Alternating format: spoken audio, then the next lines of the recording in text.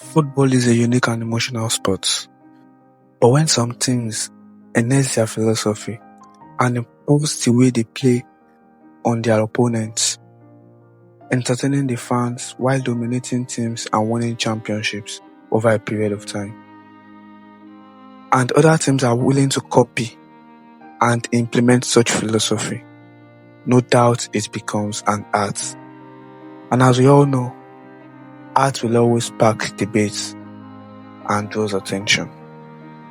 While the Chinese might have been the originator of football, the English has been credited with the introduction of the game of football as we have all come to love it today. But it's the Scottish approach that would eventually become predominant. While the English preferred running forward with the ball, the Scottish would rather pass it amongst themselves. Let's get into the mind of some of the great managers and see how they come inventing this beautiful style of play we've all come to love and admire today. Jimmy Hogan, in the 1930s, would explore the concept of combination play and player versatility, while Torino would also utilize the approach in the 1940s. But it was Rinus Michel that would later develop this strategy by emphasizing on positional fluidity and player adaptability, which would give birth to the first new footballing style and would later give birth to so many others that we've all come to love, enjoy, and sometimes criticize today. At the end of 2007-2008 season, Barcelona finished 18 points behind Real Madrid. They were knocked out of the Champions League semi-final by Manchester United. They were laughed at. To some team, this might be regarded as a one-off season. But let me tell you, my friends, Barcelona is just not any team. The fans and club legends will tell you Barcelona is more than a club. The change will finally come when an inexperienced La Masia, Barcelona B team coach, was appointed to replace the Frank Rijkaard, an appointment that won't just change the face of the team, but would see a massive change in the club's playing philosophy. A philosophy that would make sure Barcelona would win 14 of the next 16 tournaments they would compete in. When Pep was appointed, he brought something much more sinister than fresh ideas. He came in with a new footballing philosophy, a philosophy that would change football and would cement his place amongst the greats. He called it tiki-taka. You see, this style is not just designed to win matches, but to dominate them. He introduced the 6-second rule. As soon as you lose the ball, they swarm the opposition players in possession and retrieve it back in 6 seconds. Players like Thierry Henry and Eto'o said, training under Pep was the most intense in their career. While Xavi later admitted, I felt I was learning football over again. A philosophy Spanish men's national team would deploy in the 2010 FIFA World Cup and would give them the championship, going past the Dutch and Van Gaal's total football in the final. You see, tiki-taka didn't just make Spain the best footballing nation. It struck fear in the minds of opponents and coaches. Coaches and opposition players said, you could defend, you could press, you could back the box. None of it worked. There was no answer to this style of football. At the end of 2010, this philosophy had pushed Chelsea's legendary packing the box over 2 legs and Dutch total football en route to winning big championships. It had now been proven Pep's philosophy was not a fluke. Tiki-taka was what the world called it. Short passes, fast movements, relentless passing, but inside Barcelona's world, they call it Juego de Posición, positional play. It was crazy. He used to call it the 3 Ps. Play, possession, and position. The most important one is position. You have to stay in your position and trust your teammates for the ball to come to you. He said, my job is to take you to the final third. Your job is to finish it. Henry, when asked about Barcelona's Pep, every team started following the philosophy. The evolution was complete. Tiki-taka has officially not just changed the way we played football, but also the way we viewed it. At the end of 2009 calendar year, Barcelona has just won a sextuple. Let me break it down for you. Barcelona became the first team in the history of European football to win 6 trophies in a calendar year. The Catenaccio, meaning doubles. I call this football from hell, aka the devil's ball. Mourinho developed the Catenaccio from the style called verrou, also meaning doubles or chain in French, in the 1950s. He was notorious for the ruthless implementation of this philosophy, a philosophy that has and will continue to evolve over the years, a philosophy that has its roots in Mario Villani of Tristina in 1941 season and was influenced by verrou, a philosophy that Carl invented in early 1930s. You see, Catenaccio was the big deal in the 19th century, winning and dominating championships, as other footballing philosophies like tiki-taka and total football focus on total domination of the opponent. This philosophy represents ruthless, stout, stoic, and aggressive defensive display, where possession would intentionally be relinquished and opponents would be given the freedom to dominate, relying solely on counter-attacking football. This philosophy believes you should never have more possession than your opponents, but you must be ruthless and lethal in counter. Opponents may control the ball throughout the match, but it is the final score that decides the matches. A philosophy Mourinho Herrera of Atletico Madrid implements effectively to win 2 consecutive La Liga titles between 1949 and 1953, and later with Inter Milan. By the late 1950s, Nakoroko implements these tactics efficiently, leading Inter Milan's dominant era by winning 2 Serie A titles, 3 Coppa Italia titles, 2 European Cups, 2 European Cup Winners' Cup, and the Intercontinental Cup. In the 1960s and 1970s, as we all know, whatever goes up will surely come down. This philosophy would later be flawed in 1967 European Cup final by a highly offensive strategy when Stein's Celtic beat Inter 2-1, creating a blueprint for Rinus Michel's total football in the 1970s.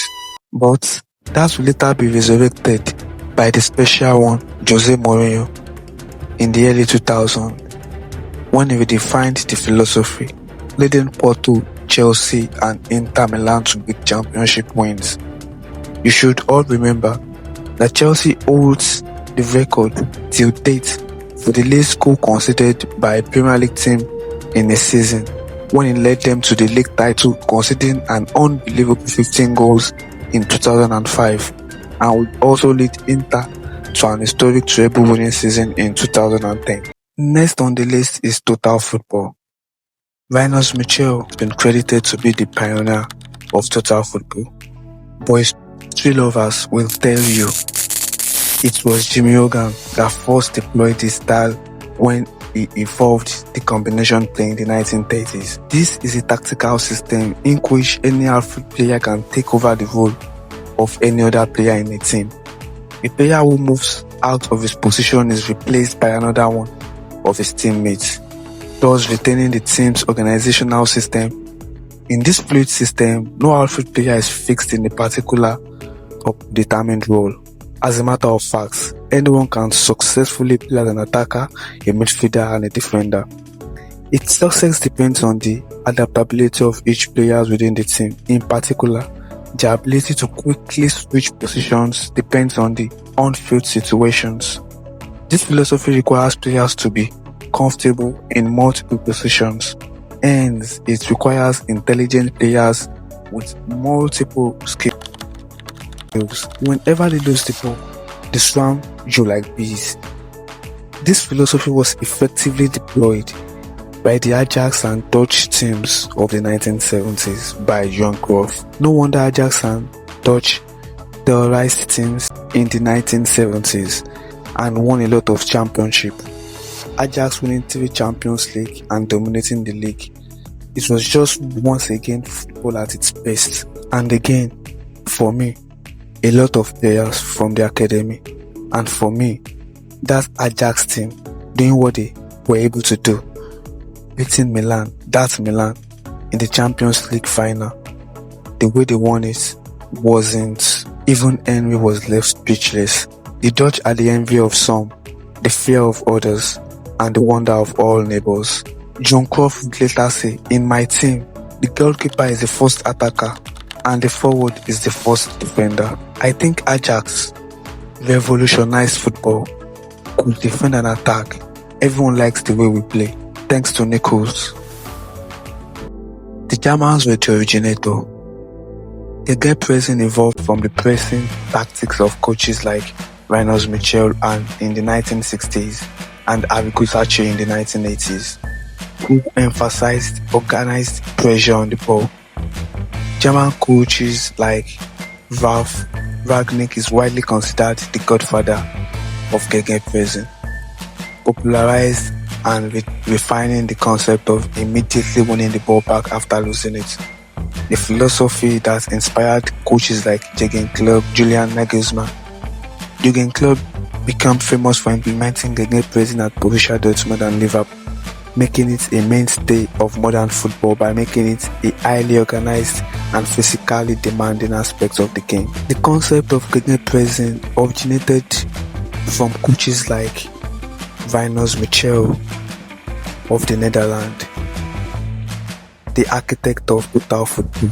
And in the 80s, Italian coach Arrigo Sacchi further developed this idea, implementing a compact 4-4-2 formation with his AC Milan side to press from the front and use an offside trap, dominating possession. Ralf Rangnick is considered the godfather of gegenpressing. Rangnick was struck by Dynamo Kiev's organized pressing in 1984 friendly. He developed this into a fundamental principle of his coaching philosophy in Germany. Klopp's implementation of gegenpressing with Borussia Dortmund and Liverpool is renowned. His team swarmed opponents to win the ball back quickly, turning turnovers into immediate, deadly counter-attacks.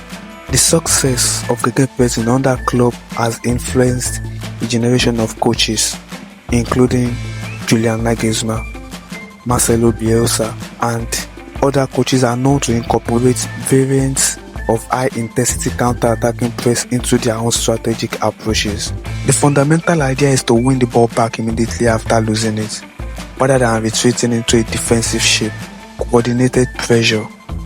Players swarm the ball carrier and nearby players to force a mistake or quickly regain possession. To execute this philosophy successfully, a team requires high level of fitness, organizational structure, and tactical discipline to cover spaces and recover quickly from high-risk situations. Klopp deploys these tactics to great effect during his time at Borussia Dortmund and Liverpool, ending the Bayern Munich monopoly, winning the 2010 and 2011 Bundesliga title, and also leading Borussia Dortmund to Champions League final, even though they lost against their nemesis in 2013. Also ending Liverpool's 30-year Premier League drought and winning the Merseyside Giants their 6th Champions League title, amongst other honours. Even John Dyke called it metallic football. Pep said, Klopp's team are positive and aggressive and will always score goals, and he himself is trying to imitate it.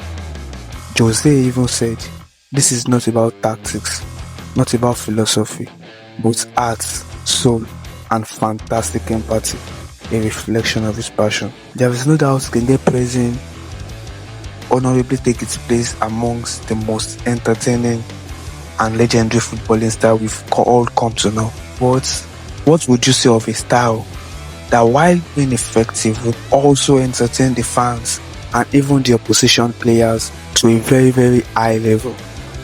We call this the Jogo Bonito. Jogo bonito, meaning the beautiful game in Portuguese, is a style of football characterized by individual skill, flair, creativity, and joy. While its exact origin is debated, Pelé is widely credited with popularizing it.